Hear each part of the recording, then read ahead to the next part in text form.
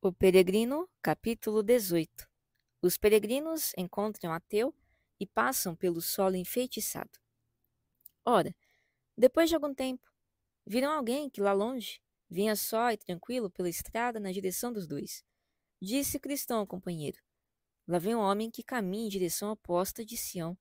De certo vem ter conosco. Estou vendo. Fiquemos atentos agora, pois talvez também ele se revele um adulador. Veio o homem se aproximando e afinal se encontraram os três. Chamava-se Ateu e perguntou-lhes para onde seguiam. Vamos para o Monte Sião. Ateu caiu em gostosa gargalhada. Por que todo esse riso? Rio porque ver que são ignorantes impondo-se a si mesmos jornada tão tediosa, e no entanto provavelmente nada terão para compensar seus esforços senão a própria viagem. Por quê? Acha que não seremos recebidos? Recebidos? Esse lugar com que vocês sonham simplesmente não existe. Não neste mundo, mas sim no que há de vir. Quando estava ainda em minha terra natal, ouvi isso que vocês agora me dizem, e curioso, saí a procurar.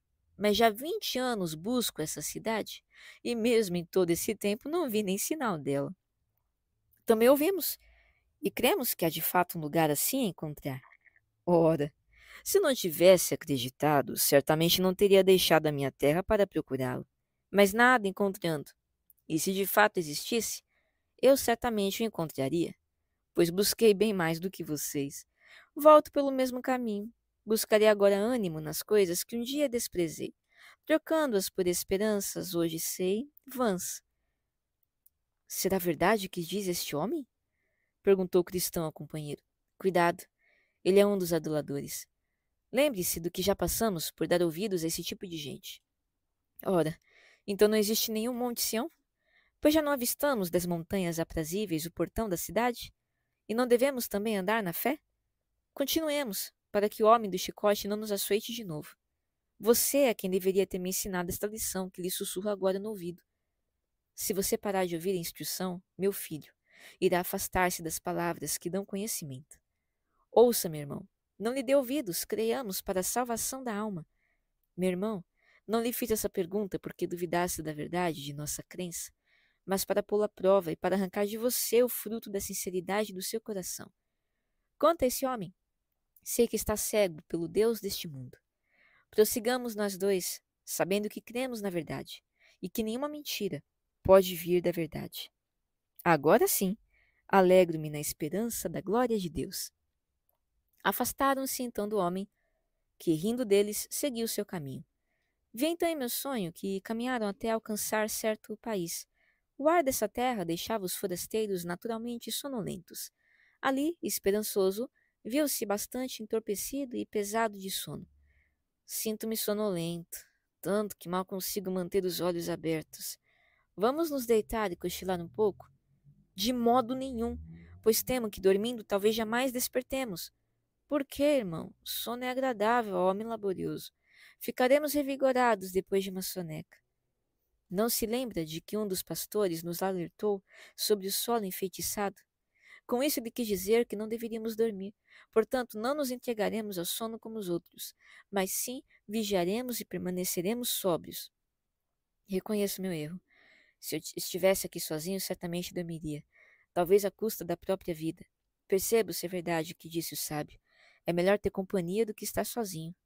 Até aqui a sua companhia tem sido uma bênção para mim, e certamente você terá boa recompensa por seus esforços. Para espantar a sonolência, então, nada melhor que uma boa conversa. Ora, como não? Por onde começamos? Por onde Deus começou conosco. Mas, por favor, comece você. Se os santos se acham sonolentos, mofinos, que ouçam o que dizem esses dois peregrinos. Sim, que aprendam com eles, devotados, como manter bem abertos os olhos cansados. A comunhão dos santos, os olhos no eterno, mantém o homem desperto e longe do inferno. Nesse momento, o cristão começou a dizer: Vou lhe fazer uma pergunta. Como foi que começou a pensar em agir como hoje? Você pergunta como comecei a buscar o bem da minha alma? Sim, é essa mesma a minha pergunta. Passei muito tempo hipnotizado pelas coisas que se veem e vendem na nossa feira. Coisas que hoje, creio, teriam me arrastado à perdição e à destruição, caso nelas eu persistisse. Que coisas eram essas? Todos os tesouros e riquezas do mundo. Também adorava a desordem, as orgias, a bebida, os palavrões, a mentira, a impureza, a violação do sábado e muito mais. Tudo que concorria para a destruição da alma. Mas ouvindo e refletindo sobre as coisas divinas, ouvindo de você e também do amado fiel, que foi morto por sua fé e pelo reto viver na feira das vaidades, finalmente descobri: o fim delas é morte. E que por causa dessas coisas, a ira de Deus vem sobre os que vivem na desobediência. E você então imediatamente se deixou arrebatar pelo poder dessa convicção? Não, não me dispus logo de início a reconhecer a iniquidade do pecado, nem a condenação que sobrevém a quem a pratica. Bem pelo contrário, assim que a palavra penetrou em minha mente, passei a empenhar-me por fechar os olhos à luz. Mas o que foi que o fez perseverar naquela vida, mesmo diante dos primeiros esforços do bendito Espírito de Deus em você? Bem, primeiro porque eu ignorava que aquilo fosse a obra de Deus em mim. Nem me passava pela cabeça que é pelo despertar para o pecado que Deus começa a conversão do pecador. Segundo, porque o pecado era ainda muito agradável à carne, e eu relutava em abandoná-lo. Em terceiro lugar, não via como me separar de meus velhos companheiros, pois sua presença e seus atos me eram tão desejáveis. E, finalmente, as horas em que essas convicções tomavam conta de mim eram tão dolorosas e tão aterrorizantes que meu coração não podia suportá-las, nem mesmo as lembranças delas. Então, ao que parece, às vezes você se via livre dessa sua aflição. Isso mesmo. Só que ela me voltava à mente outra vez, e então eu ficava tão mal quanto antes, ou mesmo pior. Mas o que é que fazia lembrar dos pecados de novo? Muitas coisas. Por exemplo, se eu encontrasse um bom homem nas ruas, ou se eu ouvisse alguém lendo a Bíblia, ou se a minha cabeça começasse a doer, ou se ficasse sabendo que algum vizinho meu estava doente, ou se eu ouvisse os sinos tocarem pelos mortos, ou se eu mesmo pensasse na morte, ou se ficasse sabendo que alguém morrera de morte súbita, mas especialmente quando eu pensava em que logo chegaria a hora do meu julgamento. E você conseguia livrar-se com facilidade da culpa do pecado quando ela lhe sobrevinha por algum desses meios? Não. Com o passar do tempo, não, pois essas coisas me dominavam a consciência cada vez mais rápido. Depois, se eu ao menos pensasse em voltar a pecar, embora os meus pensamentos se revoltassem contra isso, o meu tormento era dobrado. O que você fez então? Cheguei à conclusão de que deveria esforçar-me por me corrigir, pois se não, pensei, certamente seria condenado. E de fato se esforçou por corrigir-se? Sem dúvida nenhuma. Fugi não só dos meus pecados, mas também dos meus companheiros de pecado, e passei a dedicar-me a deveres religiosos como a oração, a leitura, o arrependimento do pecado, o falar a verdade ao próximo e assim por diante. Fiz essas coisas e tantas outras coisas que nem posso relatar todas elas aqui. Então passou a se sentir melhor?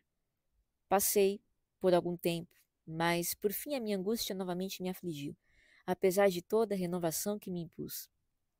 Mas como se você já estava renovado?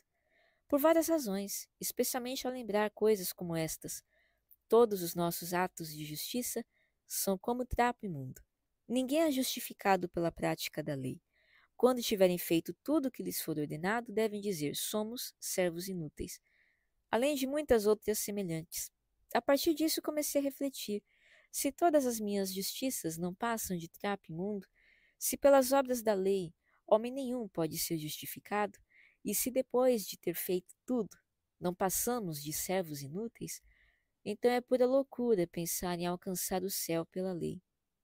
Pensei também, se o homem contrai certa dívida no comércio, mas depois passa a pagar à vista tudo o que compra, ainda assim sua antiga dívida permanece na caderneta, e por ela o comerciante pode processá-lo e lançá-lo na prisão, até que esteja quitada.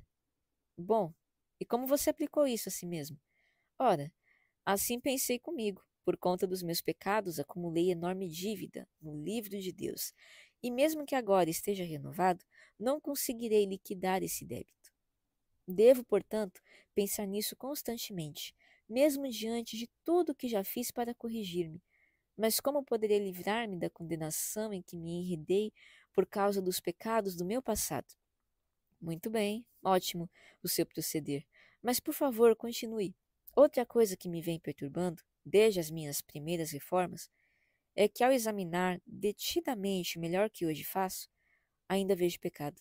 Pecado novo, combinado ou de melhor que faço. Então, sou obrigado a concluir que, apesar dos bons conceitos que eu tinha de mim mesmo e dos meus deveres, a cada novo ato cometo pecado suficiente para ir para o inferno, mesmo que minha vida anterior fosse imaculada. Mas o que você fez então? O que fiz? Simplesmente não sabia o que fazer, até o momento em que enfim criei coragem para abrir o coração a fiel, pois ele nos conhecíamos bem. Ele me disse que a menos que obtivesse a justiça de um homem, que jamais houvesse pecado, nem eu mesmo, nem toda a justiça do mundo poderia salvar-me. E você crê que que ele disse a verdade? Se ele me tivesse dito isso, quando eu me achava contente e satisfeito com as minhas próprias reformas, certamente eu teria julgado louco por seu esforço insano. Mas como hoje percebo a minha própria insanidade e o pecado que se une aos meus melhores atos, sou forçada a concordar com ele. Mas quando ele lhe sugeriu isso, você julgou que seria possível encontrar tal homem de quem se podia dizer com justiça que jamais havia pecado? Devo confessar que a princípio as palavras me soaram esquisitas, mas depois de conversar mais com ele, fiquei plenamente convencido dessa verdade. Você lhe perguntou que homem era esse? E como você poderia ser justificado por intermédio dele? Perguntei sim, e ele me disse que era o Senhor Jesus que estava à direita do Altíssimo. E assim, disse ele, a única saída é ser justificado por ele, crendo naquilo que ele mesmo fez nos tempos em que viveu entre nós, para depois sofrer e morrer no madeiro. Perguntei-lhe ainda como é que a justiça desse homem poderia ser tão eficaz a ponto de justificar outra pessoa perante Deus. E ele me disse que esse homem era o próprio Deus Todo-Poderoso, e o que ele fez, enfrentando a própria morte, não foi por si mesmo, mas por mim, a quem se deveriam atribuir seus atos e a dignidade destes, desde que eu cresci nele. E o que você fez então? Levantei objeções a essa crença, pois pensava que ele não estaria disposto a me salvar. E o que lhe disse, fiel? Encorajou-me a ir vê-lo. Ele disse que isso seria presunção da minha parte, mas ele disse que não, que eu estava convidado a fazê-lo. Depois deu-me um livro ditado por Jesus para encorajar-me a buscá-lo com mais liberdade. A respeito desse livro, disse-me ainda que nele cada i e cada tio eram mais firmes do que o céu e a terra. Perguntei-lhe então o que deveria fazer quando encontrasse, e ele me respondeu que eu deveria ficar de joelhos e suplicar de todo o meu coração e de toda a minha alma que o Pai o revelasse a mim. Então perguntei-lhe como eu deveria fazer essa súplica. E ele disse: Você o encontrará num propiciatório, onde ele fica o ano inteiro para conceder o perdão àqueles que o procuram. Declarei-lhe então, continuou esperançoso, que não saberia o que dizer quando lá chegasse.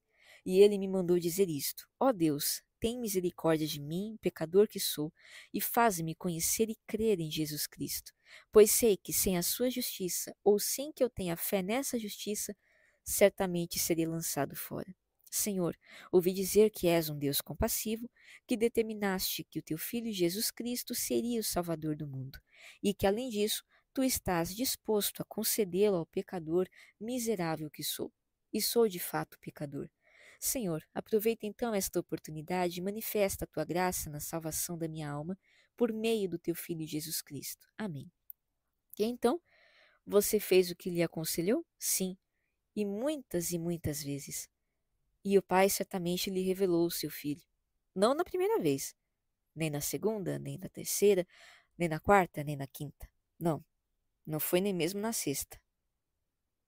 O que você fez então? O que fiz? Para dizer a verdade, nem sabia o que fazer. Não foi tentada a deixar de orar? Fui, umas 100 vezes ou 200. E por que não o fiz? Eu acreditava que o que me disseram era verdade, que sem a justiça desse Cristo, nem mesmo o mundo todo poderia salvar-me. Então pensei comigo, se esqueço tudo isso, morro. e no trono da graça o máximo que me acontecerá é também a morte. Ainda assim, veio-me esta ideia. Ainda que demore, espere-a, porque ela certamente virá e não se atrasará. Portanto, continuei orando, até que o pai enfim me revelasse seu filho. E como foi que ele lhe revelou o filho? Não vi com os olhos da carne, mas com os olhos do entendimento. Foi assim. Certo dia estava eu muito triste, mais triste do que jamais me sentira na vida. Essa tristeza me veio pela percepção da grandeza e da iniquidade dos meus pecados. Então, quando eu já nada esperava, senão o inferno e a eterna perdição da minha alma, vi de repente o Senhor Jesus olhar lá do céu para mim, dizendo: Creia no Senhor Jesus e serão salvos você e os de sua casa. Respondi: Senhor, sou um grande pecador, pecador de fato. E ele me disse: Minha graça é suficiente para você. Então falei: Mas, Senhor, o que significa crer? Foi aí, ao me vir à mente esta passagem, aquele que vem a mim nunca terá fome, aquele que crê em mim nunca terá sede, que percebi que crer e vir são a mesma coisa, e que aquele que vem, ou seja, busca a salvação de Cristo com o coração e o afeto, esse de fato crê em Cristo. Então meus olhos marejavam, continuou esperançoso, e pedi ainda: Mas, Senhor, será que um grande pecador como eu poderá de fato ser aceito por ti e salvo por ti? E ouvi dizer: Quem vier a mim, eu jamais rejeitarei. Falei depois: Mas como, Senhor, devo proceder contigo quando for a ti, para que a minha fé se faça correta? E ele respondeu: Cristo Jesus veio ao mundo para salvar os pecadores. Ele é o fim da lei para a justiça de todo aquele que crê. Ele morreu pelos nossos pecados e ressuscitou para nossa justificação. Ele nos ama e por seu sangue nos libertou dos nossos pecados. Ele é mediador entre Deus e nós. Ele vive sempre para interceder por nós. E de tudo isso, disse ainda: Concluí que devo procurar justiça na sua pessoa e a expiação dos meus pecados pelo seu sangue. O que ele fez em obediência à lei do seu pai, submetendo-se ao castigo, não foi por si mesmo o que fez, mas por aquele que grato aceita esse sacrifício para a sua salvação. E então meu coração ficou repleto de alegria, os olhos cheios de lágrimas e o coração transbordante de amor pelo nome, pela pessoa e pela obra de Jesus Cristo. De fato, foi uma revelação de Cristo à sua alma. Mas diga-me, que efeito exerceu tudo isso sobre o seu espírito? Fez-me ver que o mundo inteiro, apesar de toda a sua justiça, está em um estado de condenação. Fez-me ver que, por ser justo, Deus Pai pode justificar com retidão o pecador que busca Jesus. Deixou-me profundamente envergonhado da iniquidade da minha vida anterior, fazendo-me conhecer e sentir a minha própria ignorância, pois antes jamais tivera no coração sentimento que me revelasse a maravilhosa beleza de Jesus Cristo. Fez-me amar a vida de santidade e desejar fazer algo para a honra e glória do nome do Senhor Jesus. Pensei: tivesse eu agora 1000 litros de sangue nas veias, poderia vertê-lo todo por amor de Jesus Cristo.